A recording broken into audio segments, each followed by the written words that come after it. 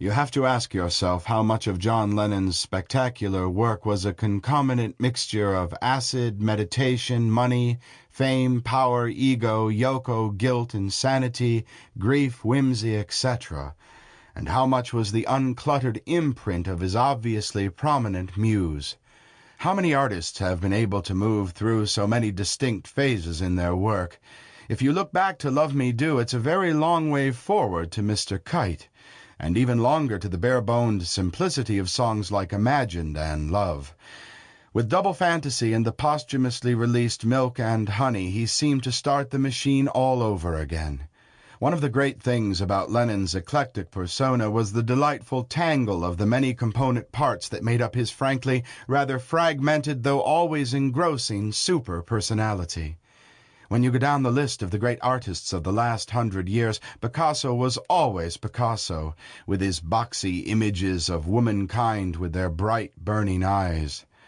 Dali, too, was certainly always Dali, Magritte always Magritte, Dylan always Dylan, Sinatra always Sinatra, Hendrix always Hendrix, but Lennon, curiously, was at least half a dozen completely autonomous, highly stylized artists. He even looked quite different year to year. Like the lizard on a window pane from Happiness is a Warm Gun, John was certainly a man of many colors, though at the end the unhappy truth is that they all bled together, turning a confused, muddy brown, a story still yet to be told. Upon reflection, it may be that the bigger part of everyone's existence is that which they leave behind.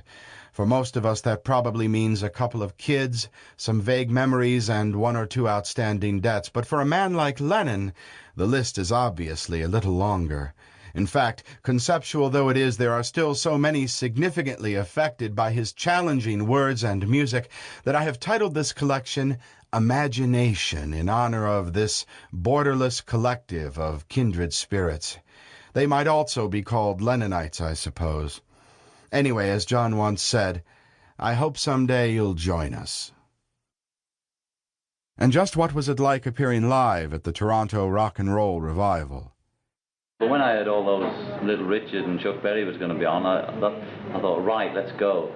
And of course, I was so busy being nervous and sick backstage, I never saw them. I was crapping myself, you know, because I hadn't performed for 20 years or something. I mean, I'd done the Cambridge 69 with Yoko, but that was a small place, and I just sort of with my guitar. But this time, I said, yeah, well, how's it go? And the band, I couldn't rehearse.